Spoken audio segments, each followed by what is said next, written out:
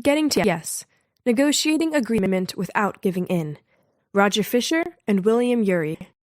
Whether it is a raise with the boss, a dinner out with the spouse, or a joint venture with a long-time business partner, everyone negotiates something with someone every day. Even so, negotiations rarely get the expected results, and usually leave both sides dissatisfied, worn out, and alienated. Are we missing something? Is there a better way for people to deal with their differences? To answer this question, back in 1979, Harvard University initiated the Harvard Negotiation Project, HNP, published 2 years later and co-authored by the joint heads of the project. Getting to Yes was the first book to present the findings of the HNP to the general public. Almost instantly deemed a classic, it still is considered the key text on problem-solving negotiation. So, get ready to learn what makes negotiation possible and prepare to discover a proven step-by-step strategy for coming to mutually acceptable agreements in every sort of conflict. The problem with bargaining over positions. Whenever a conflict arises, most people find themselves in a dilemma, seeing no more than 2 ways to negotiate the solution, soft and hard. Soft negotiators are prepared to make concessions to reach any kind of agreement and yearn to avoid fights at all costs. Aiming for an amicable resolution, they often end up being exploited and feeling bitter. Hard negotiators, on the other hand, want to win. They see every situation as a contest of wills, in which the side that takes the more extreme positions and holds out longer fares better. Unfortunately, in the long run, they lose a lot as well, often the relationship with the other side. The problem with each of these 2 types of negotiating is the same. They are positional, meaning they take the form of a sequence of positions, successfully taken and given up by the negotiators. However, positional bargaining incentivizes people to see negotiation as a kind of win-or-lose game, which is precisely what it shouldn't be. As a result, whether hard or soft, positional bargaining fails to meet at least one, and most of the time, all 3 of the criteria that define a successful negotiation. 1. It produces a wise agreement. 2. It is efficient. 3. It doesn't damage the relationship between the parties. The alternative, principled negotiation. The good news is that you don't need to choose between soft and hard negotiation. There is an alternative, explicitly designed to produce wise agreements that improve relationships in the most efficient manner possible. Developed by the HNP in the late 1970s, this method is called principled negotiation, or negotiation on the merits, and can be boiled down to 4 basic points. 1. People.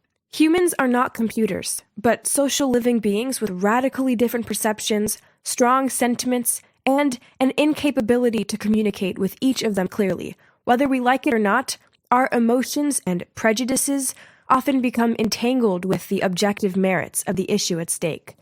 Consequently, the first principled negotiation is to separate the people from the problem. 2. Interests.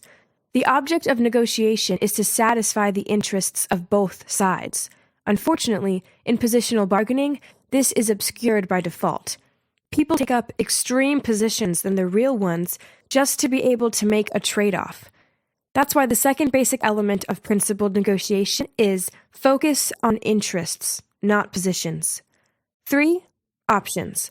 Another problem with positional bargaining is that people are not programmed to find optimal solutions when under pressure and/or facing an adversary. The third element of principled negotiation addresses this drawback and suggests that before trying to reach an argument with someone, you should first invent options for mutual gain. 4. Criteria.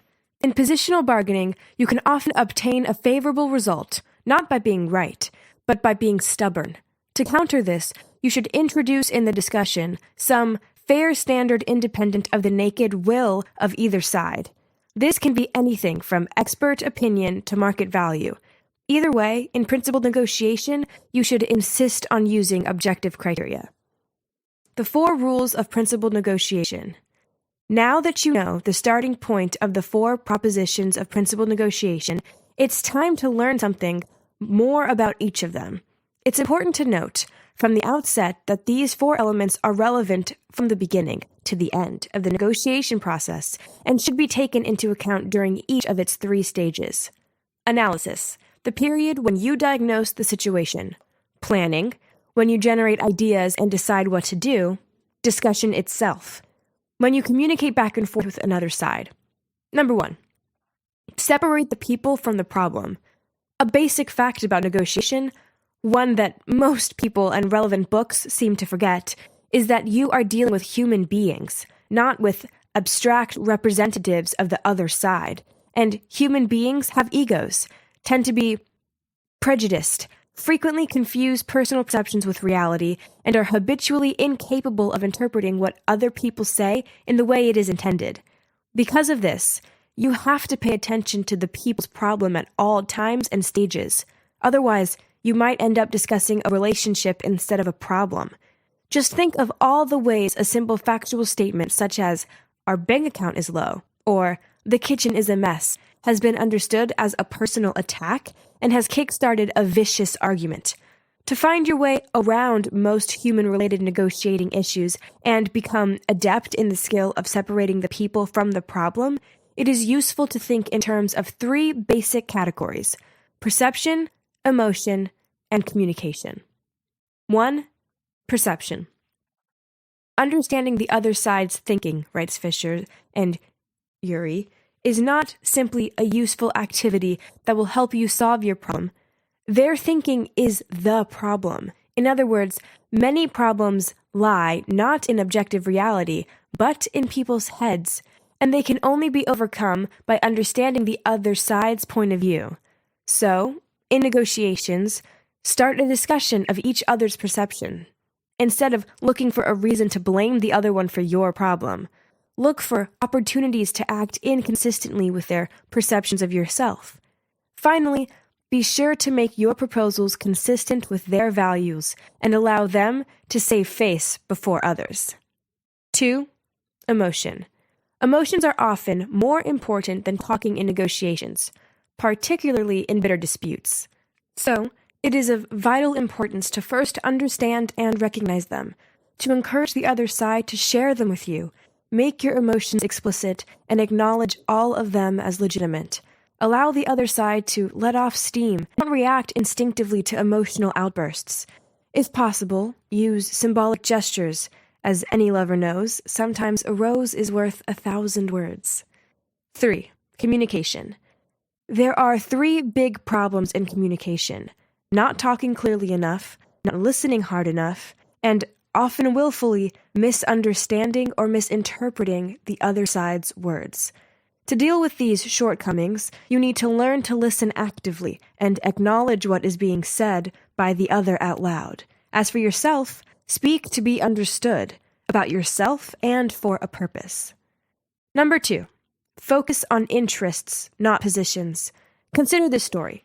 2 men are quarreling in a library. One wants the window next to them closed, and the other open. They can't reach a compromise over how much of it to leave open, and after some lengthy bickering, some of the other readers call the librarian.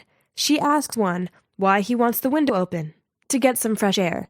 She asks the other why he wants it closed. To avoid the draft.